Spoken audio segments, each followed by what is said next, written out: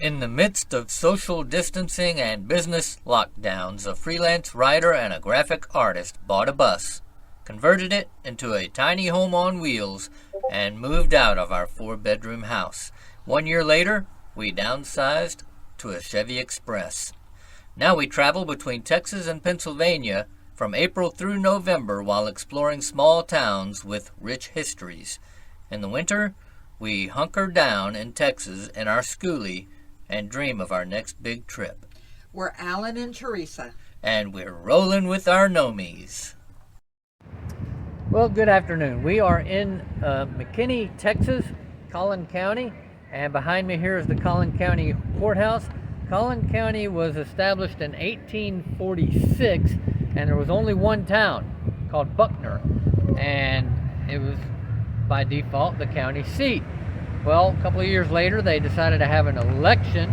Well, it was a state law. Well, there was a state law that said the county seat had to be in the center of the county, so they had an election, but only 11 people participated because of inclement weather, and it was passed that McKinney would become the county seat of Collin County. So here we are. In 1848, that happened, and then this little plaque, historic marker, tells the history of the courthouse, which we won't go into here. Well, this one is the third courthouse. Yeah, this is the third one. And it's typical in the state of Texas. You got to build multiple courthouses because, fires get started, they burn things down, somebody goes on a shootout, things happen, Buildings go in disrepair and all that kind of stuff. So anyways, we're walking around McKinney, so hey, let's go check out, see what happened here.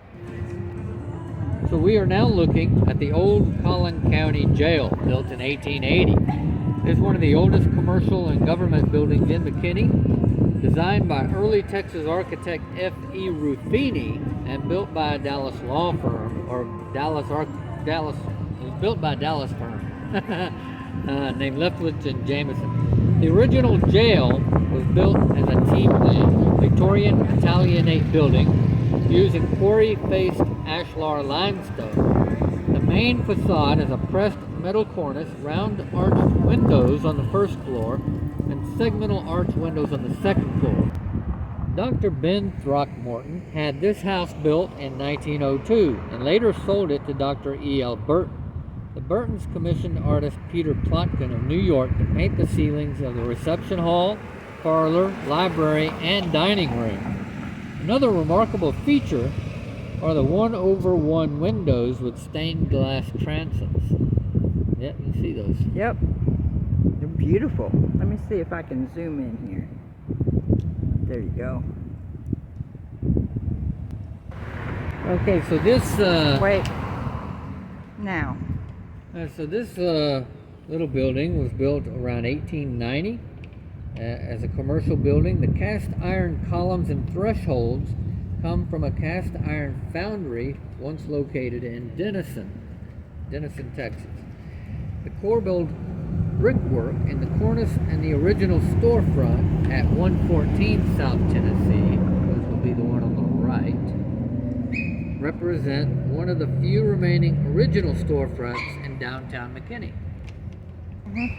All right, this is the J.P. Dowell Tin Shop, built around 1920. It's a one-story brick building with 2/2 windows with segmented arches and a modest core-built brick cornice. Today, it is a storage facility. Okay, this is the J.P. Dowell Hardware Store. It's a 3-story brick commercial building built in 1888. 5 years after the railroad arrived in McKinney, the Dowell Hardware and Furniture Store was established in 1877. This building is unique because it is one of the few 3-story buildings that remain in downtown McKinney.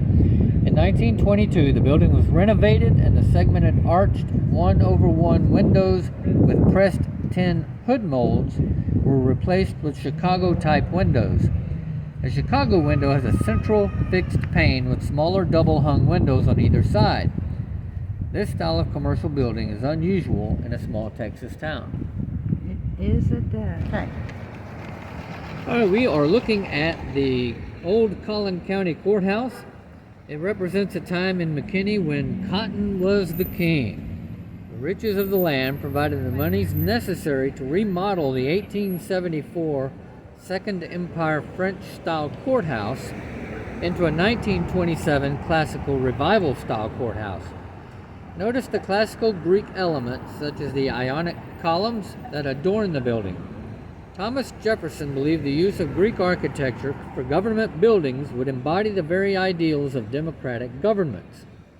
The architectural design of the courthouse reflects the democratic ideal of equality and justice, since all entrances have equal access to the court.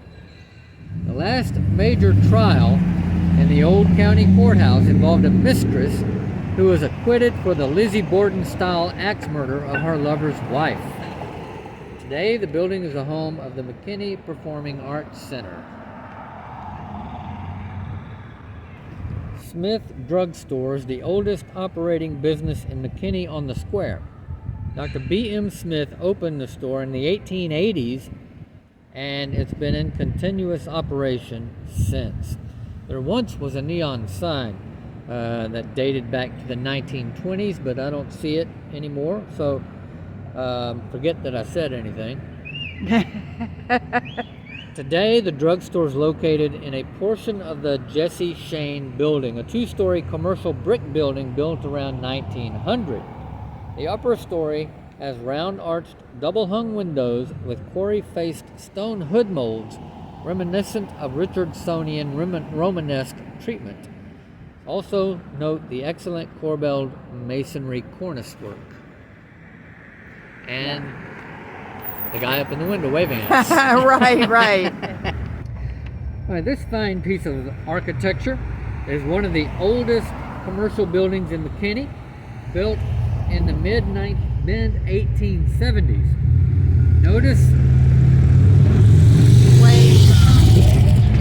Notice the cast iron columns and the pressed tin cornice.